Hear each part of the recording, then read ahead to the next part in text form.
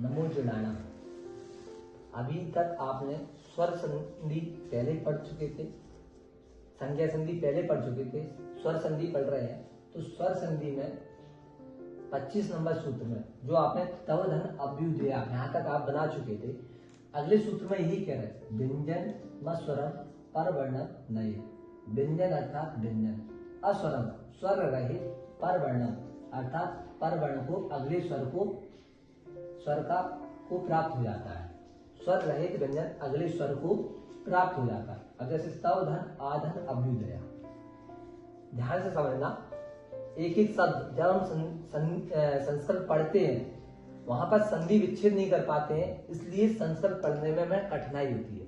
अगर आपको संधि विच्छेद करना आएगा तो आप बिल्कुल अच्छे से संधि का विच्छेद कर जब शब्द को पढ़ा जाएगा तो आप बिल्कुल अच्छे तरीके से पढ़ सकते हैं। जैसे भक्तांबर आप पढ़ते हो लेकिन इसका अर्थ भी नहीं समझ पाते, जब इसका संधि नहीं आएगी तो इसका अर्थ भी नहीं निकाल सकते। तो हम यही समझा रहे, जैसे तव धन अभ्युदया, भक्त धन अंबर, कांत धन आगता, नदी धन इहते।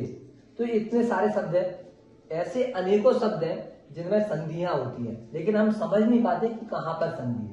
अब यही सूत्र बोला कि स्वर रहित व्यंजन। अब स्वर रहित व्यंजन क्या हो गया, ये जो वाह है इसमें स्वर नहीं है, ठीक है। स्वर रहित व्यंजन अगले स्वर को प्राप्त हो जाता है, तो अगले स्वर को प्राप्त करा दो तो तव धन आ प्राप्त हो जाता है। और भ्युदया ये बन गया, ठीक है। ऐसी भक्त धन अंबर, ये ता जो है वो स्वर रहित है, इसमें बड़ा आ जोड़ दो तो भक्ता प्लस बर। ऐसी कांता में आप ता रहित है तो कांता धन गता।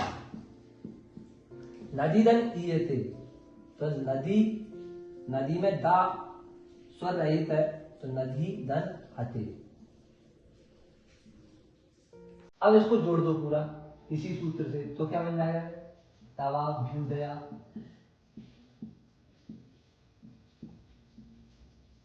भक्तांबर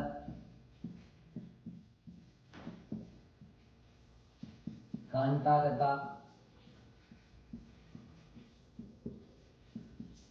नदीदन ईयते नदीयते।